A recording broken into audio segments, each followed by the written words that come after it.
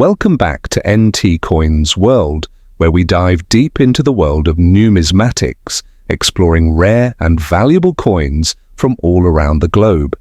Today, we have a special episode focusing on two Jefferson Nickels, the 1971 D Jefferson nickel and the 1981 P Jefferson nickel. These two coins may seem like common finds in your change jar, but under the right circumstances, they could be worth a lot more than their face value. Stick around as we explore their history, mintage, errors, and market value, because these coins might just surprise you. Let's begin with the 1971 D Jefferson nickel in fine condition. The 1971 D Jefferson nickel is part of the long-standing Jefferson Nickels series that was first introduced in 1938. The series features the iconic image of Thomas Jefferson on the obverse, and Monticello, his home, on the reverse. The coin we're focusing on today, however, is a 1971 D nickel struck at the Denver Mint. While the 1971 D nickel is not one of the most commonly known rarities in the series,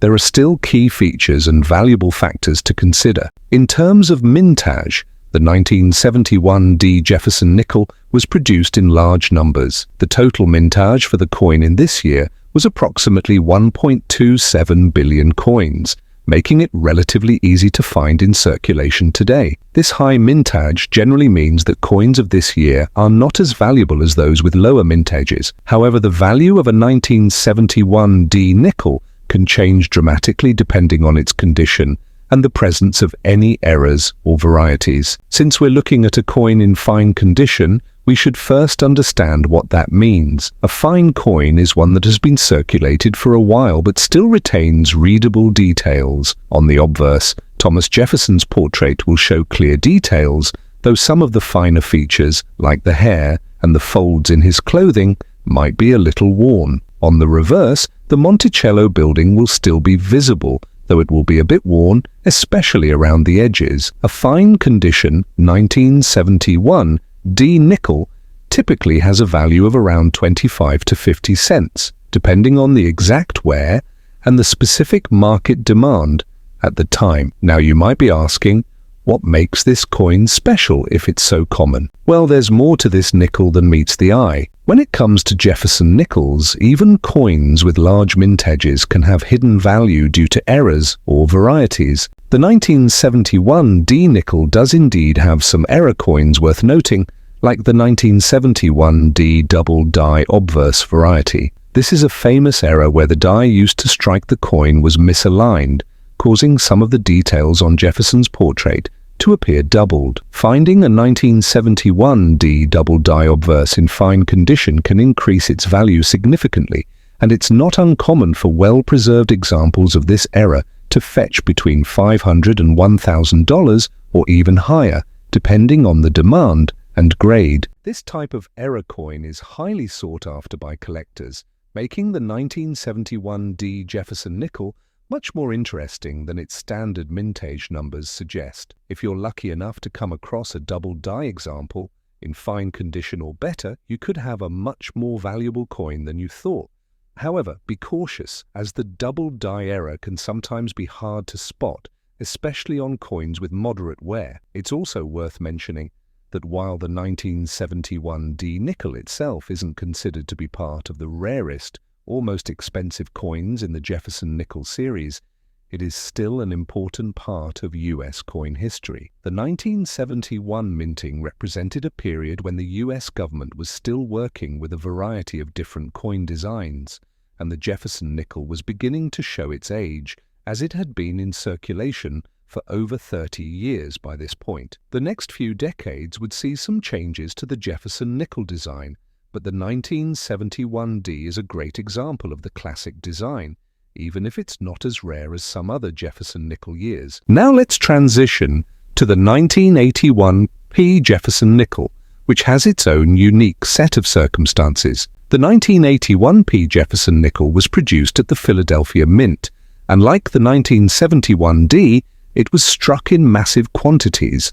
The total mintage for this coin was about 467 million, which is still quite a lot by modern standards, but far less than the 1971 D. Despite this, the The 1981p nickel doesn't have the same level of recognition in the coin collecting world, making it an interesting coin to examine. Much like the 1971-D, the 1981p Jefferson nickel features the classic Thomas Jefferson obverse and Monticello reverse design, both of which were engraved by Felix Schlag. What's important to note about the 1981p Jefferson nickel is that it represents a key year in the series' history. By 1981, the Jefferson nickel had been in production for over 4 decades, and collectors were beginning to see signs of wear and tear on the design, especially with the aging dies used to strike the coins. As we examine a fine-condition 1981p Jefferson nickel,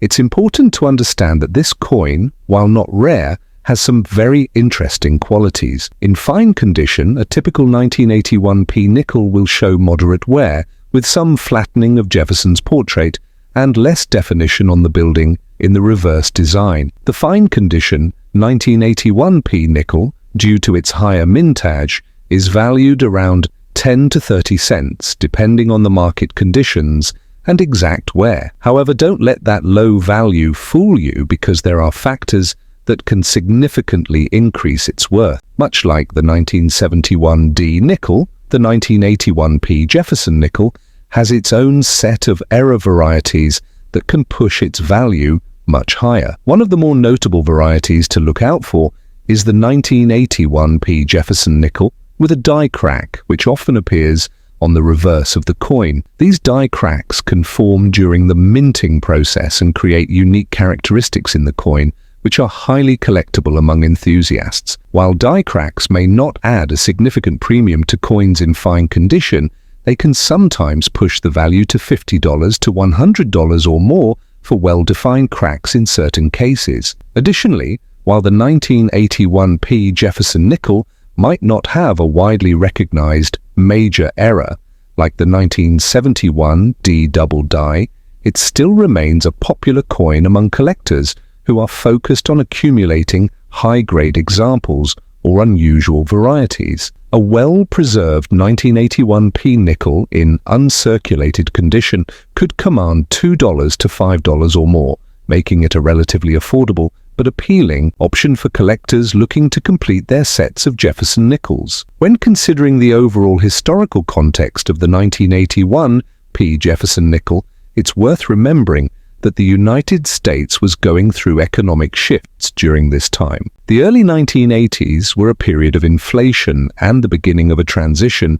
to a more modern coinage system. The minting of coins like the 1981p nickel reflects a time of change, even though this coin wasn't immediately recognized for its rarity or value. As we wrap up our discussion, it's clear that the 1971D Jefferson nickel and the 1981p Jefferson nickel might not be the first coins you think of when it comes to high-value collectibles, but both have interesting characteristics that could make them more valuable depending on condition, variety, and errors. For the 1971D in fine condition, you might be looking at a standard coin valued at around 25 to 50 cents.